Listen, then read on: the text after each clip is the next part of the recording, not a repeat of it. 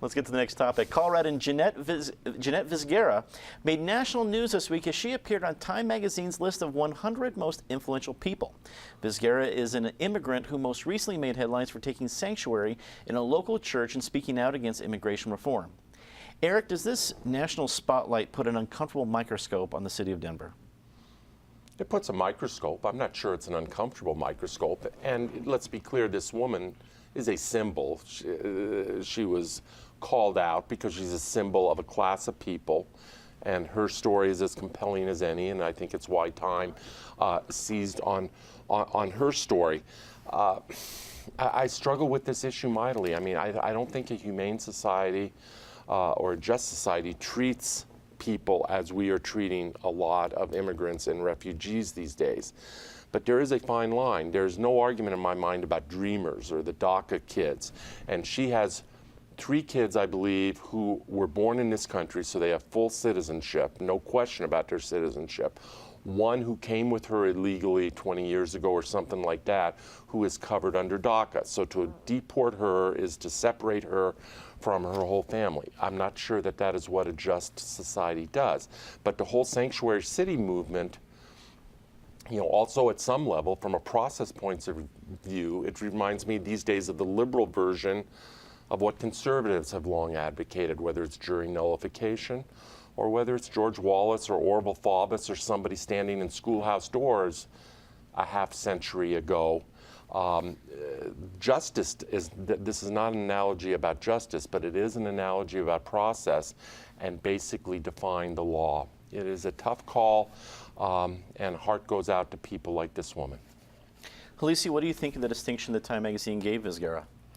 I think it's wonderful, and I have to say that I'm proud of my state and proud of my city, that we are a sanctuary city. I visited the Unitarian Church and have spoken to some of these folks, and it's different once you have put a face and a name to the situation. But once again, I need to point out the elephant in the room, that in any situation when folks feel uncomfortable, when they don't feel like their economic stability is safe, they go to xenophobia. And that's where we find ourselves now. We see it all over the globe. It's not just happening in the United States.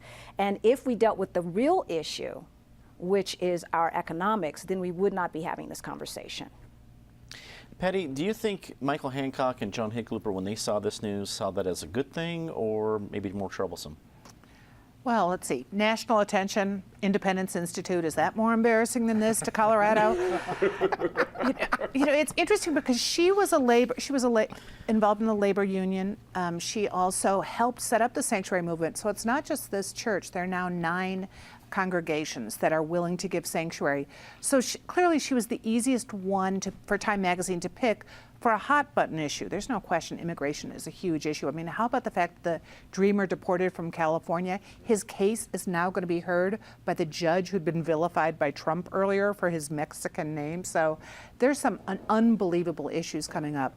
But Chief White is having a gathering on Tuesday where he's going to talk about how Denver deals with illegal immigrants and the whole issue of sanctuary. Aurora's considering, are they going to redo their whole definition? So it's the hot button topic we're not done with yet. David, wrap it up for us. Time would have made a better choice for an influential person on the immigration issue if it had chosen Larimer County Sheriff Justin Smith. In 2015, Sheriff Smith criticized the Obama administration for its threats to cut off funding to local law enforcement if they didn't get on board with the Obama administration's mass amnesty policy. And in 2017, so he stood up to presidential illegality. And in 2017, he's doing the same thing again and saying, of course, our office cooperates with immigration, federal immigration, like we cooperate with all kinds of law enforcement every day all over the country.